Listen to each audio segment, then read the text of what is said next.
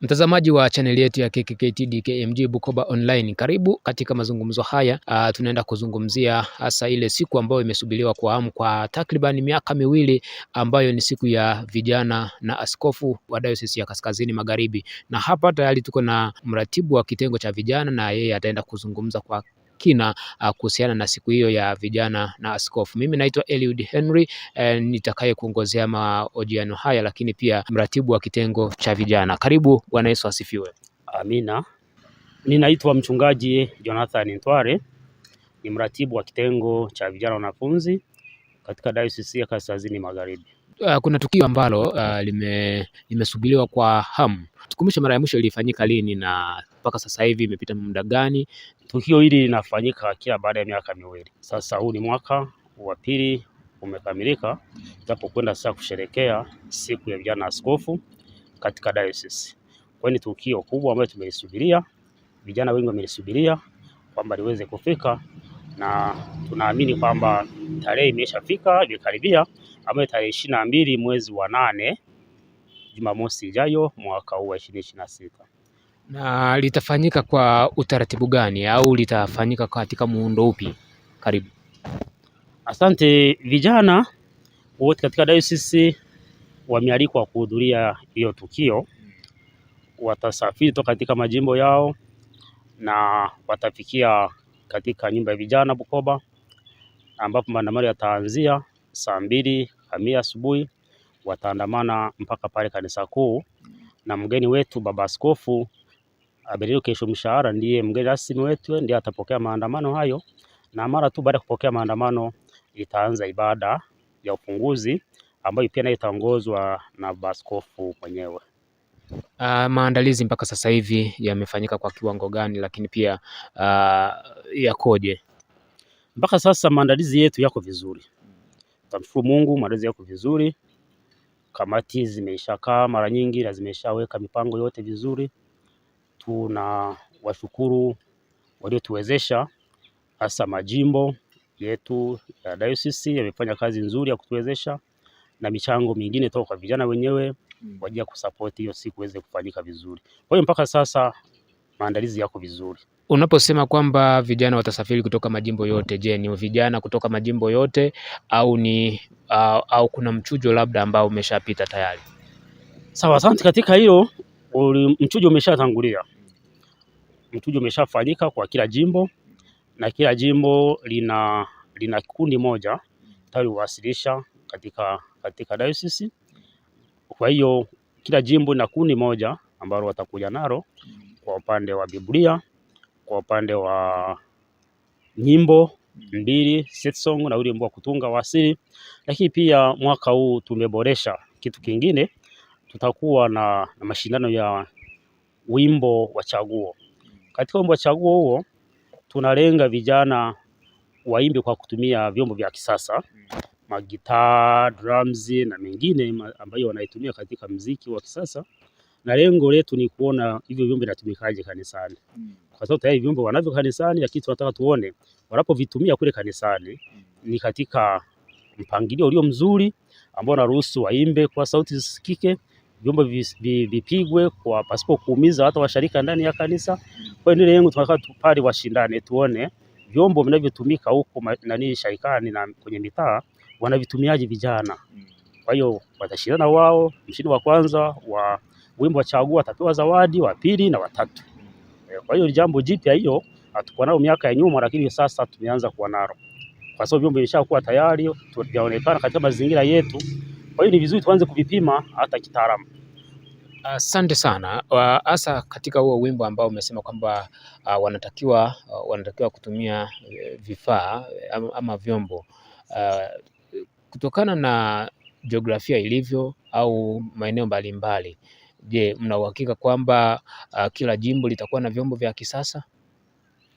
Ndiyo, kwa utaratibu ambao tumeshaweka, kila jimbo amejiandaa, kwa sababu na baada ya kuona hilo la jiografia na nini, tumeisha kubaliana na tumeshawapa utaratibu kwamba kinachotazama pale ni jinsi vyombo vinavyopigwa na waimbaji wanavyoimba.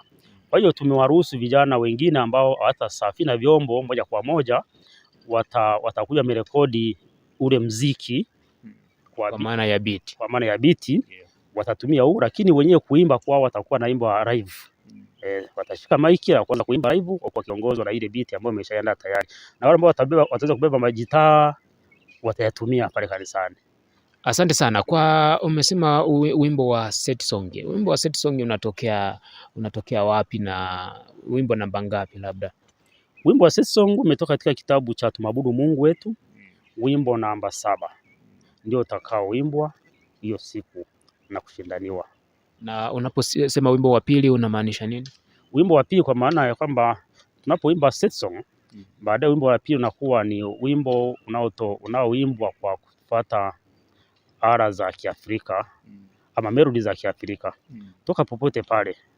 Sio Tanzania peke yake, inaweza kutoka hata katika nchi nyingine za Afrika.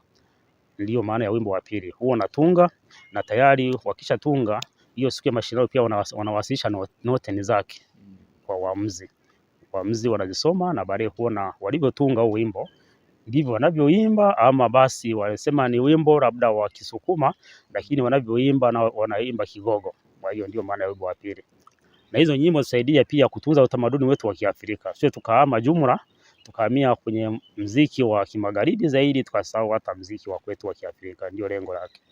Asante sana. Sasa ninaomba tuweke jambo hili sawa, ili washiriki wanaokuja waje wakiwa wanalitambua hilo. Wakati wa utaratibu wa namna ya kushindana. Sawa, katika habari ya mashindano, kikundi kikiingia kitaimba nyimbo mbili kwanza. Wimbo wa set song na wimbo ule wa asili ya Kiafrika. Na mara tu baada ya kuimba hizo nyimbo mbili watatoka na wataingia kundi jingine. Sasa baada ya makundi yote kuisha, tutarudia tena awamu ya pili kuanza kuingia kwa maana ya kuimba wimbo wa chaguo. Ndio itakayofanyika. Asante sana. Na unaweza kutupitisha labda kwa upande wa ratiba itakuwa imekaaje, ili kila mmoja anayetazama video hii au anayetazama mahojiano haya aje akiwa anajua kwamba kikitoka kitu fulani kinaingia kitu fulani, kinaingia kitu fulani, ili kuepusha labda kuchelewa. Ndio. Nimesema ibada itaanza saa 3 asubuhi. Na mara tu baada ya ibada ya kuisha itafuata ratiba ya mtihani wa Biblia ambao tunategemea mtihani kama jinsi ulivyoandaliwa au tazidi nusu saa. Kwa hiyo tunaamini kama ibada itatumia saa moja, saa 3 mpaka saa 5, saa 3 mpaka saa 4. Kwa hiyo tunaamini mashindano lazima yaanze saa 5 kamili. Kwa tumesema mashindano tayari na tunategemea mashindano hayo yatachukua muda usiopungua masaa 3. Kwa hiyo kama saa 5 kufika saa 8 tutakuwa tunamaliza hiyo shughuli ya mashindano, tutapata chakula na baada ya chakula basi tutarudi kanisani kwa ajili ya kupata matokeo na kugawa zawadi kwa wale ambao watakuwa wamefanya vizuri katika upande wa Biblia, upande wa nyimbo hizo mbili na pia kwa upande wa wimbo wa chaguo. Watapokea zawadi pamoja na vyeti. Watapokea zawadi na cheti. Baadaye hapo tutakuwa tunaelekea kumaliza shughuli. Kwa hiyo tunategemea shughuli iweze kukamilika au tuweze kuagana saa 9 kamili. Tutakuwa tumeshamaliza shughuli yetu. Asante sana. Sasa unawaachia ujumbe gani washiriki wote? Lakini pia kabla ya kuachia ujumbe, mashindano kama haya mara nyingi tulikuwa tukishuhudia waamuzi wakilalamikiwa. Kwa upande huu mwaka huu mmejipangaje? Au bila shaka hautasema wanatoka wapi, lakini tuhakikishie upande wa waamuzi. Basi nipende kuwahakikishia watazamaji lakini pia hata washiriki wasiwe na wasiwasi kwa upande wa waamuzi. Tumejipanga vizuri. Mara nyingi tumezoea waamuzi wanaotoka katika maeneo yetu haya ya Kagera au hata Mwanza, lakini basi zamu hii watatoka mikoani. Hawatakuwa wenyeji wa maeneo haya ya kanda ya Ziwa wala. Unaposema mikoani hapo unaweza kutaja mkoa japokuwa hatutaweza kujua. Basi mmoja atatoka mkoa wa Dar es Salaam, lakini mwingine atatoka mkoa wa Arusha. Asante sana. Sasa twende katika ujumbe unaotaka kuwaachia, unaweza kuwaachia watazamaji ili watakapokuja waje wakiwa na ujumbe huu.